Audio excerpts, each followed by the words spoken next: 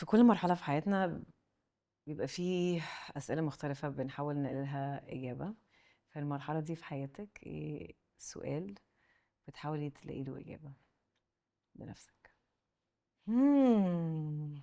أما بعد مم. what's next؟ مم. سؤال وسؤال فضولي وسؤال استكشافي وسؤال مش لا مضايقني انه له اجابه او ملوش اجابه. انا مش مستنيه منه اجابه. هو زي ما اقول لك ايه، البحر بيحدف. مم. يعني احنا قاعدين، انا قدريه جدا، شخص قدري قوي على فكره. مم. واي حاجه حصلت في حياتي بالمناسبه للناس اللي بتقعد تنتقد وتتفرج من بعيد، فهي حاجه مكتوبه لي فوق.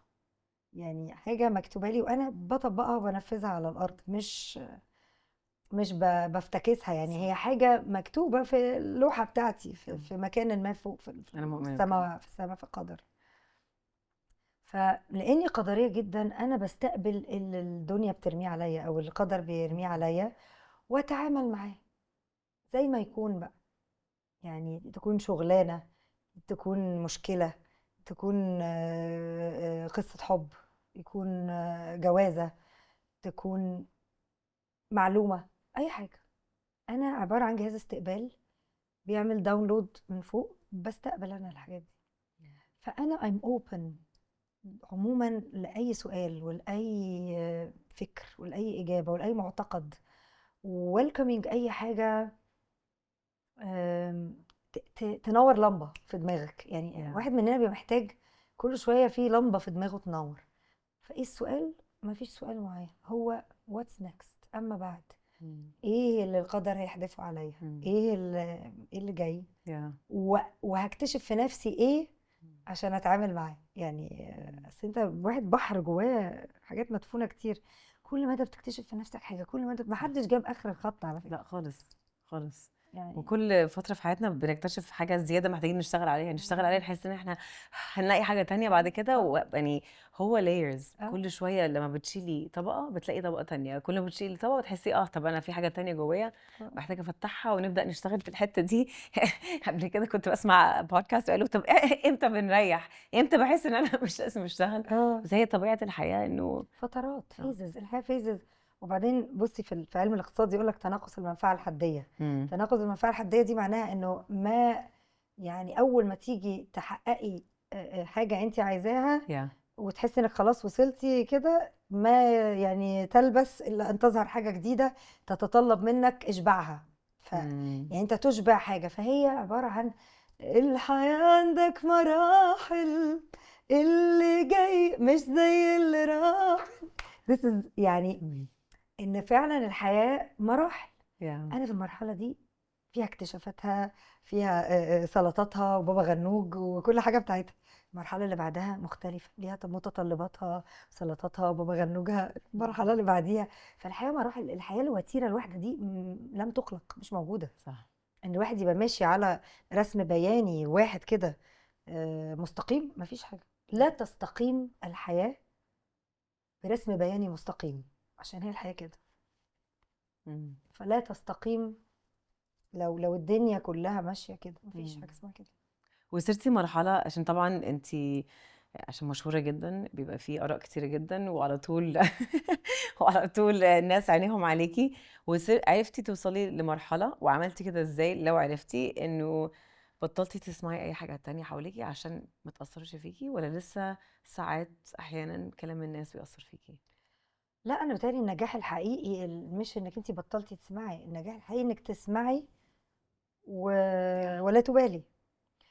بس لازم تسمعي، لانه في الاخر لازم تحترمي وجهات نظر الاخرين من موقعهم. هم موقعهم لا يملي عليكي. they can't dictate it يعني عليا. موقعهم حاجة والزاوية. يعني انت واقفة هنا وانا واقفة هنا، لو عملت كده الرقم ده من عندك 8، بس من عندي انا 7. صح. انا شايفاه من عندي 7، لكن انت شايفاه من عندك 8، وهو نفس الرقم وهي نفس الايد، بس الزاوية بتختلف. صح. فهي دي الفكرة. هم شايفين من وجهة نظرهم. ده مش معناه ان ده واقعي انا اللي مجبرة اعيشه. هسمع لهم، لان ساعات بتطلع لك افكار في الكلام، صح. ساعات ناس بتوجهك في حاجات بيقولوها، بس ده من غير يعني من غير السفالة او الافتراءات او التجبر او الاسلوب اللي فيه يعني قلة ذوق او كده. فلا اتعلمت، انا لسه بسمع بس لا تبالي يعني، هنسمع وهنحترم اللي عايز يقول حاجة يقولها براحته، بس ده ما يمليش عليا انا اعمل ايه او ما اعملش ايه يعني. مم. يعني احنا كبرنا ولقد هرمنا من اجل تلك اللحظة مم. من من الادراك مم. احنا مين وايه وفين وجايين ليه وعايشين ليه وهنمشي ونسيب ايه، وعايزة لما امشي اسيب ايه ويتقال ايه، واتقال او ما اتقالش مش مهم، قصرت ما قصرتش برضو مش مهم. يا فاهمة يعني؟ يا انا دلوقتي في مرحلة في حياتي مش مهم، كل حاجة مش مهم. مم. اتعلمتي ده ازاي؟ تجارب الحياة طبعا، والضغوط والإحباطات والإخفاقات والأبس اند داونز يا والفشل كل حاجة عديت بيها، كل حاجة حلوة ووحشة مم. الاتنين وصلوكي للكونكلوجن ده أو للإدراك ده، إنه أنا كويسة وأحسن من غيري الحمد لله. قادرة أمشي أساسيات حياتي مم. في وقت غيري مش قادر. آم، وربنا يجعل مني قوة وسبب أساعد غيري إذا قدرت. آم، يعني أعتقد إنه البني آدم عابر سبيل فعلا، هو جاي الدنيا كده يمر مرور الكرام فعلا، إن هو انت جاية كده صح. تعدي، فالأفضل سيب ذكرى حلوة وخلاص. ولو غيرك شايفها مش حلوة فهي مشكلته، في الآخر احنا بنحاسب على نوايانا مش على نظرة الناس لينا. صح.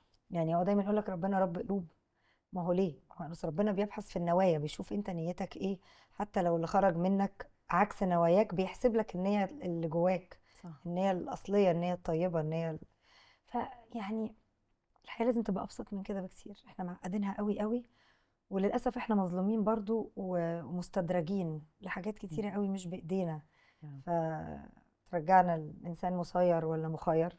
مم. الحديث الجدلي اللي بقاله زمن، وده من الأسئلة اللي ملهاش إجابة واضحة يا صح. اه